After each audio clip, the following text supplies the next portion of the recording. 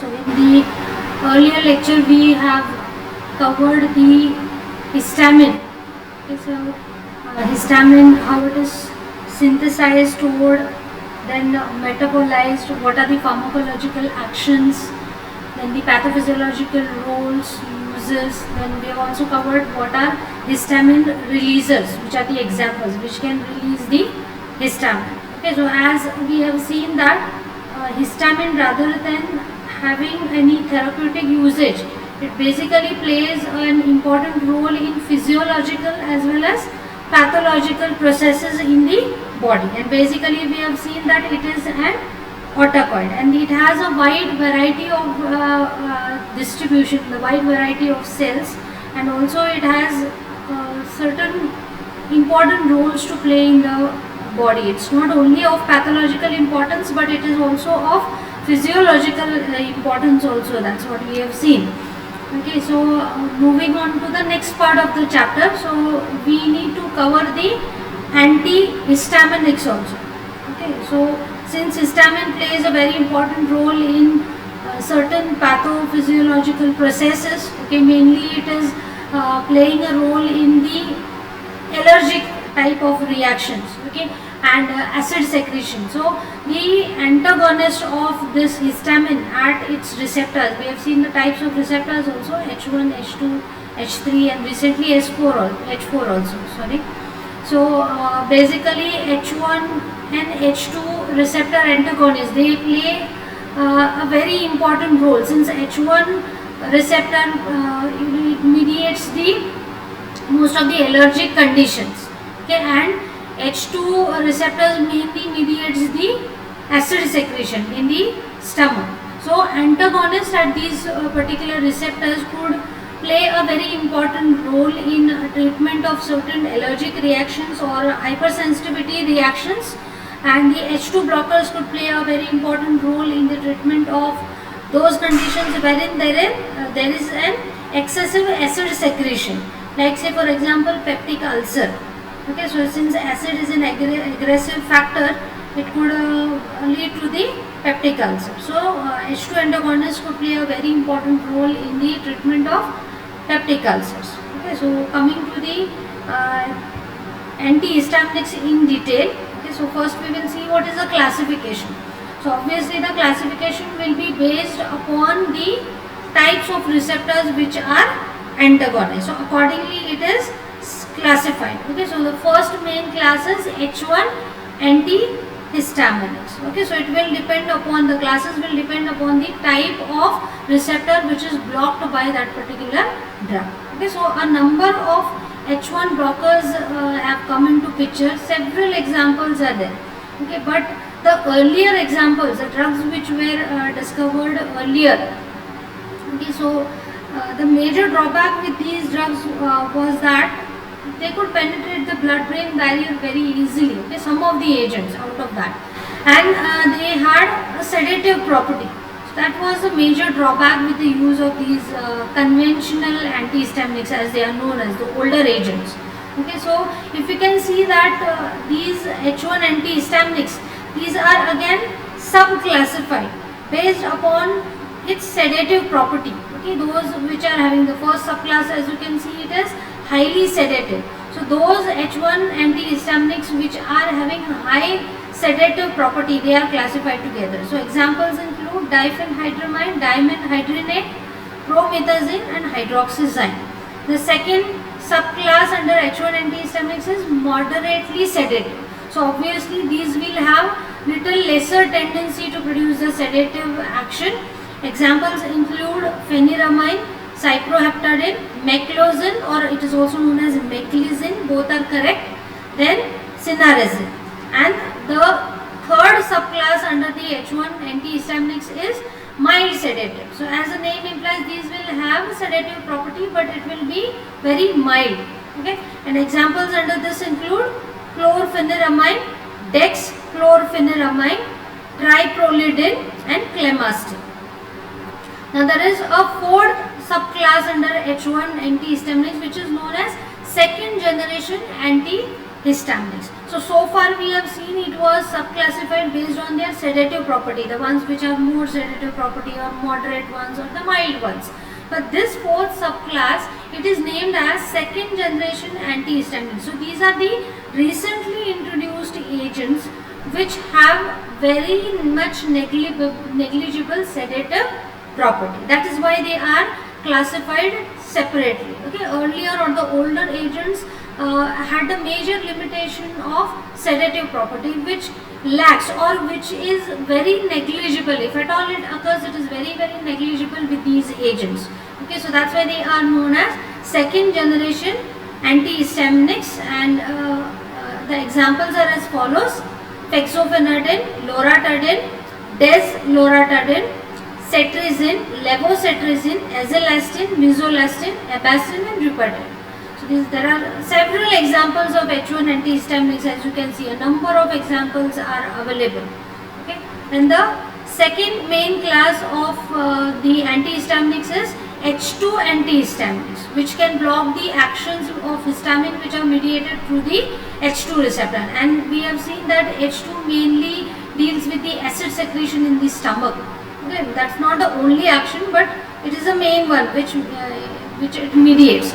So examples like cimetidine, ranitidine, famotidine and roxatidine, they block this H2 receptor. Okay, and because of this they can reduce the acid secretion. So this class of drug finds a very important role in the treatment of peptic ulcer. Okay, so this was the first class which was introduced. Then it was found to be very effective. Okay, but later on, as the proton pump inhibitors came into picture, their popularity has reduced a little bit. Okay, but still these are used nowadays. Okay, so these are the two main classes. Of course, H3 blockers are also there. Some of the agents also have been discovered, but they do not have any clinical usage, so they are not mentioned in the classification. So to start with the first class, that is H1 antagonist, okay, or H1 antihistaminics. These are known as conventional antihistaminics. So these will competitively antagonize all the actions of histamine at H1 receptor. They are selective towards blocking the actions of histamine which are mediated through the H1 receptor.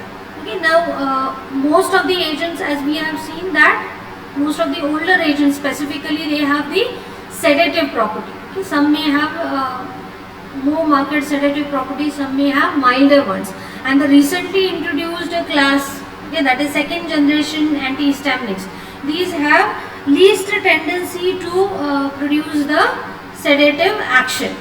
Okay, so these are the latest agents which were introduced after 1980s. They are classified under this second generation antihistaminics. Okay, now coming to the first part under this, that is the pharmacological actions. Okay, basically if you can see, the pharmacological actions remains the same for all. They are quite similar. Okay, only thing is there are certain quantitative differences among the various H1 antagonists, and that too mostly they differ in their sedative property. So depending upon their penetration into the blood-brain barrier, this certain agents will have more sedative property, certain will have less. Second generation antihistaminics, they do not cross the blood-brain barrier, or very little amount can reach the CNS. So they lack the sedative property. Okay, now coming to the pharmacological actions, under this the first one is antagonism of histamine actions. Okay, so we have already covered under histamine what are the pharmacological actions which are shown by histamine. So most of the actions of this histamine will be antagonized. If you can see that certain examples of effects are given over here. Okay, so bronchoconstriction, which is caused by histamine, that will be blocked. Then the contraction of the smooth muscles in the intestine, because of which it even produces the colic, spasm and all. So intestinal smooth muscle contraction or other smooth muscle contraction also can be blocked by these H1 antihistaminics. Then the triple response, okay, which is shown, okay, the red spot, the wheal and flare. So So all these three also will be blocked by these antagonists. Okay. Then the fall in BP, which is produced by low doses of histamine, that is blocked. We have seen that at low doses, sometimes the histamine may produce fall in BP. It may not, or it may produce the fall in BP. Okay, but at higher doses, of course, it produces the fall in BP. Okay, so the fall in BP which may be produced due to low doses of histamine, that is effectively blocked by these H1 antihistaminics.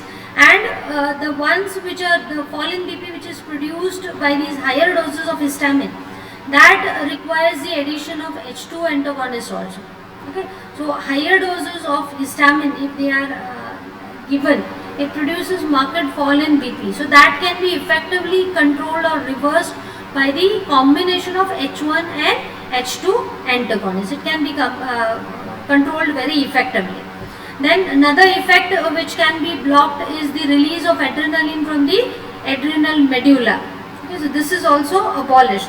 Okay, there won't be any release of adrenaline from the adrenal medulla. Okay. Then apart from that, we have also seen that histamine produces constriction of the larger blood vessels. It produces dilatation in the arterioles, capillaries and venules, and it produces constriction in the larger arteries and the veins. That's what we have seen. Okay, so here this constriction which is produced in the larger blood vessels, that is larger arteries and the veins, so that can also be antagonized by the H1 antihistaminics. Then the second action is anti-allergic action.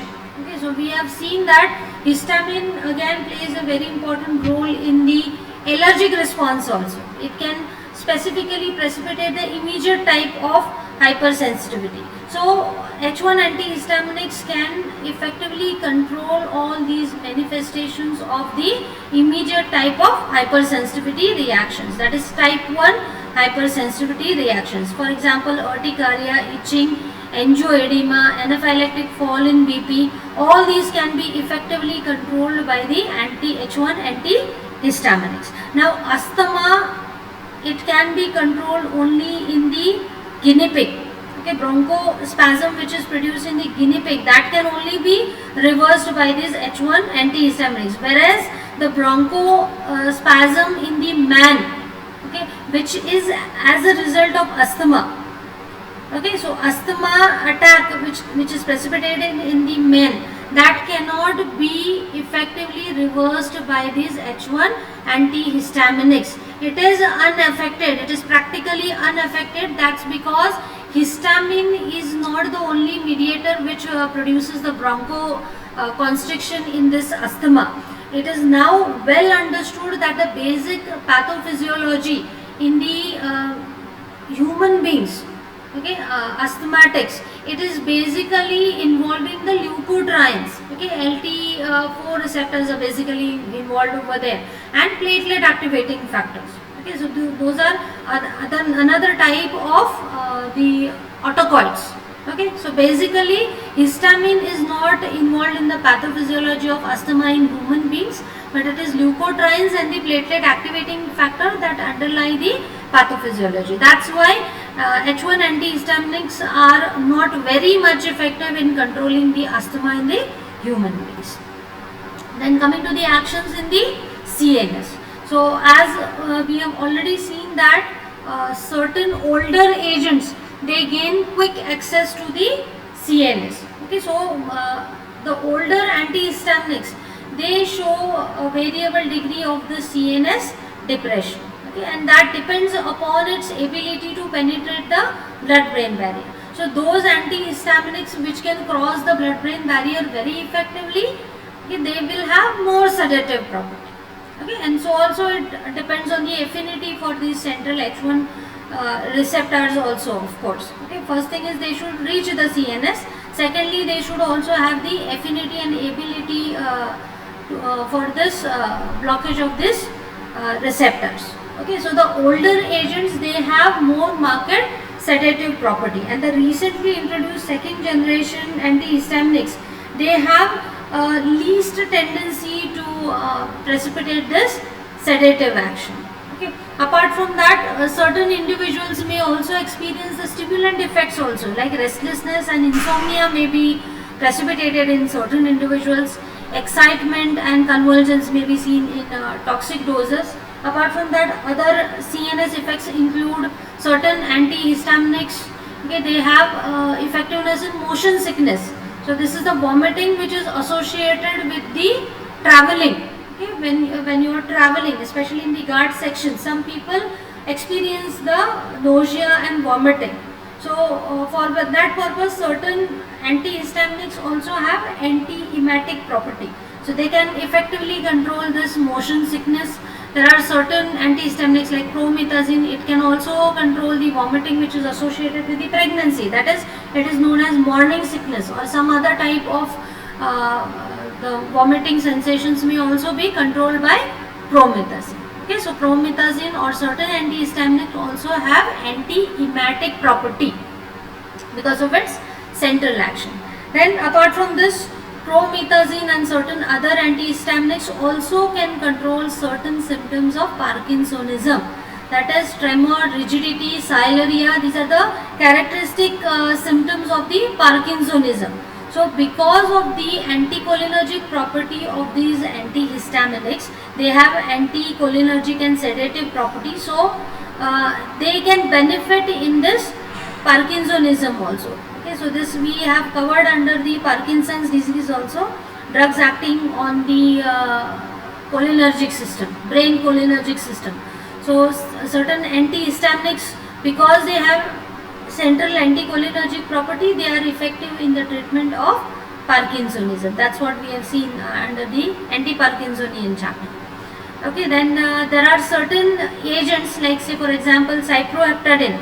It also has appetite stimulating effect. It can stimulate the appetite. Okay, you feel more hungry when you take these particular drugs. Okay, then certain antihistaminics also have antitussive property. That is, they can control the cough also. They have antitussive property. So these are the actions on the CNS. Then anticholinergic actions. So these H1 blockers also can block the muscarinic receptors. Okay, muscarinic type of cholinergic receptors. So all the muscarinic actions of the acetylcholine can be blocked by the H1 antihistaminics also. So these are graded again. Okay, certain H1 blockers have high tendency to block the muscarinic receptors. Okay, so they have greater amount of anticholinergic properties. Say for example, promethazine, diphenhydramine, pheniramine, and dimenhydrinate. Then certain have low tendency to block the actions like chlorpheniramine, hydroxyzine, triprolidine, and cyclizine. And certain agents have minimum muscarinic blocking property, or it may be even absent. So they may not have any anticholinergic property. So examples include fexofenadine, estimizole, loratadine, cetirizine, and misolastin are the examples. Okay, so now since H1 antihistaminics also have anticholinergic action, so if at all these drugs are combined with anticholinergic drugs, those drugs which have anticholinergic property, their anticholinergic action will add on. Like say for example, atropinic drugs, atropine and its substituent, these are the anticholinergic drugs. Okay, so they specifically block the muscarinic actions of the acetylcholine. Apart from this, we have seen phenothiazines, which is a class belonging to the antipsychotics. It also has anticholinergic property. TCAs also have anticholinergic property. Or this drug disopyramide also have anticholinergic property. So when these drugs will be combined with the H1 antihistaminics, their anticholinergic actions will add up. Additive anticholinergic action will be produced. So it can be dangerous sometimes. Okay, because anticholinergic side effects are quite distressing. So such combination should be avoided. The next action is as local anesthetic. Okay, now some of the drugs like pheniramine, promethazine, okay, diphenhydramine, they have strong, while some other have weak membrane stabilizing property. Okay, so they have membrane stabilizing property, and we have seen under the local anesthetic chapter that their basic mechanism of action is they act on the sodium ion channels, but they will stabilize the membrane potential, right? So that the excitation will not take place or the impulse will not be conducted. So since these H1 antihistaminics, certain have a strong membrane stabilizing property and some have weak membrane stabilizing property. So since the mechanism is same, these also have local anesthetic property. Okay, in spite of these drugs having membrane stabilizing property, but they cannot be used clinically as local anesthetic. Now the problem with these drugs is that they produce irritation when they are injected by subcutaneous route. And we have seen that local anesthetics are given mostly by the injectable route, right? So when these H1 antihistaminics are injected, they produce irritant action. So this is the reason why they are not used as local anesthetic. Okay, and due to the same reason, that is membrane stabilizing property, they also have antiarrhythmic property also. Okay, but again the problem is this, they have the irritant action. The next action is on the BP. Okay, most of the antihistaminics, they produce the fall in BP upon IV injection. That's because they produce the direct smooth muscle relaxation in the blood vessels. So that's how they produce the fall in BP. Another reason is alpha adrenergic blocking property. So because of this, again it will have the reverse action and it will result in the fall in BP. Then coming to the pharmacokinetics, okay, the classical H1 antihistaminics, that is the conventional ones, these are well absorbed from the oral as well as parenteral route. The absorption is quite good. Okay, whichever route you administer it from, metabolized in the liver and excreted in the urine. If you can see, they are widely distributed in the body and they can also enter the brain. The older agents we are talking about. Okay, we are not talking about the second generation antihistaminics. Okay, so they can penetrate the blood-brain barrier. Okay, so they have the varying degree of sedative property. So those which can cross the blood-brain barrier more effectively, they will show more sedative property. Okay, whereas the recently introduced agents, they have less tendency to cross the blood-brain barrier. Okay, so they are less sedative. Then the duration of action for most of the agents, it is 4 to 6, but certain agents may also act for a longer period of time. Say for example, they may have a half-life of the duration of action of 12 to 24 hours or even more than that.